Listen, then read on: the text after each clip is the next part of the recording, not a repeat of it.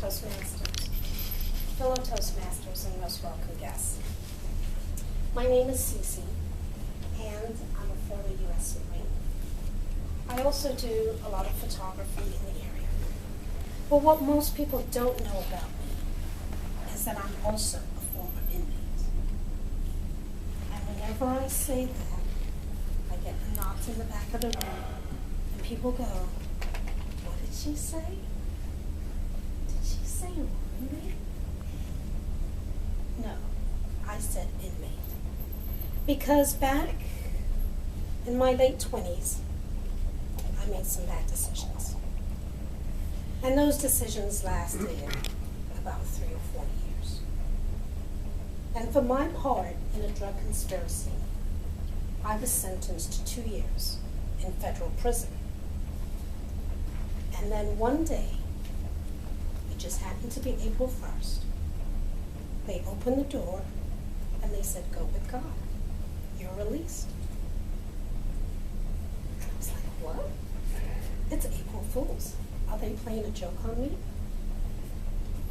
And so as I was stepping through the doors, and the doors opened up, and I stepped through, and there was a guard sitting right here on my right. And she said, "I'll see you soon." And I was like, what? Like, well, hold up. April Fool's joke. I said, "What do you mean?" And she said, 96% of all inmates violate within the first year and come back. And I was like, whoa, wait, stop. I didn't enjoy my stay. I don't want to come back. And as I was saying that, the next set of doors opened up. And I saw my mother. And I could have stayed and I could have talked to that guard.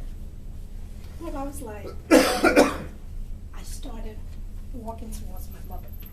And then as I saw the doors kind of closing, I started running. And I ran right into my mother's arms. And I was like, drive. And you would have thought my mother was driving a getaway car from a bank robbery, because she floored it and we peeled out of that parking lot. And on my way down from Coleman, which is just north of Tallahassee, no, north of Orlando, sorry, I started thinking to myself, and I was like, wow, I don't ever want to go back. I'm not going back.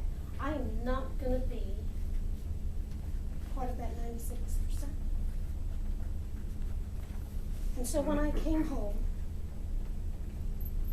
through God's divine intervention, I made it through that first year. And I was like, okay, I'm still free. And then I filled out the paperwork to get a pardon. Nothing special, just filled it out and kept it. And when I was eligible, I mailed it. Didn't hear anything more for almost 10 years. One day the phone rang, and they asked for me by my government name. I thought they were a bill collector. I almost was like, but I talked to them, and it turned out that it was the parole board.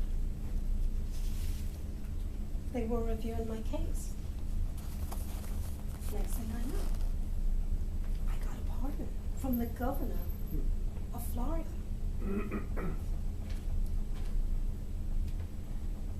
Then what did I do? I was like, wow. So listening to people, and they were telling me, you can't get a pardon. You can't get your record sealed or expunged.